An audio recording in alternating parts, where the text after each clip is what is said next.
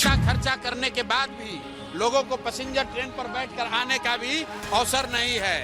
गुजरात के बच्चे 1 लाख करोड़ के बुलेट ट्रेन पर चल रहे हैं और बिहार के बच्चों को घर आने के लिए पैसेंजर ट्रेन भी नहीं नसीब है। ये बदलने का अब समय आ गया है।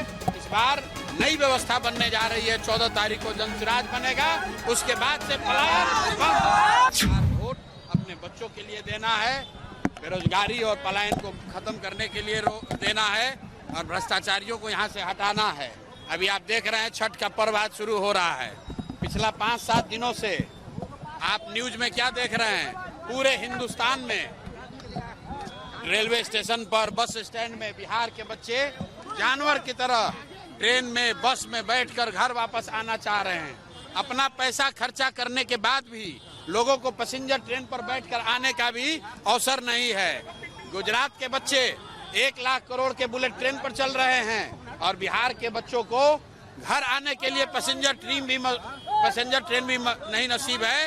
ये बदलने का अब समय आ गया है। इस बार नई व्यवस्था बनने जा रही है। 14 तारीख को जनसुराज बनेगा, उसके बाद से पलायन बंद। 14 के बाद किसी को मजबूरी में बिहार छोड़कर बाहर नहीं जाना होगा। ये व्यवस्था बनाने के लिए लोग संकल्पित हैं। यही आपको भीड़ में दिख रही है और शिवहर की जनता इस बार बैग छाप पर वोट लगाकर उसकी शुरुआत यहीं से करेगी। यह नया कुछ नहीं है। इसी शिवहर में आज से 3 साल पहले हम पैदल चलते हुए आए थे। नया वया कुछ नहीं है।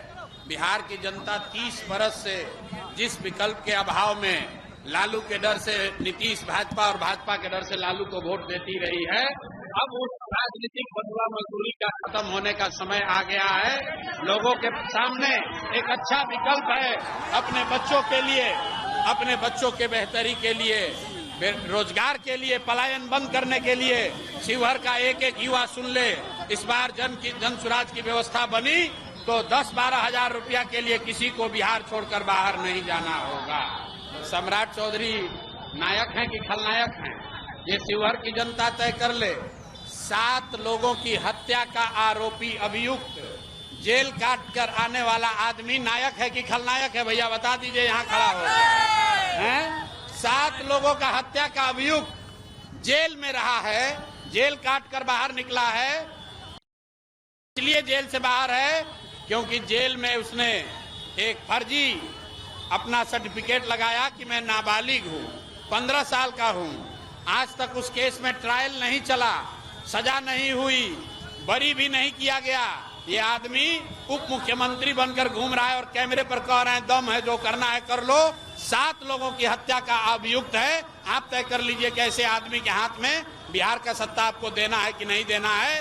नायक कौन है और खलनायक कौन है, बिहार की जनता, शिवहर की जनता खूब बढ़िया से समझ रही है। भैया हम इस बार पूरा कॉन्फिडेंस में है कि बिहार में बदलाव हो रहा है। आप यहाँ जितने लोग खड़े हैं पूछ लीजिए बिहार में बदलाव चाहिए कि नहीं चाहिए? भाई जरा हाथ उठा के बताओ, बदलाव होना चाहिए कि नहीं होना चाहिए? अब आप सुन लीजिए खुद से।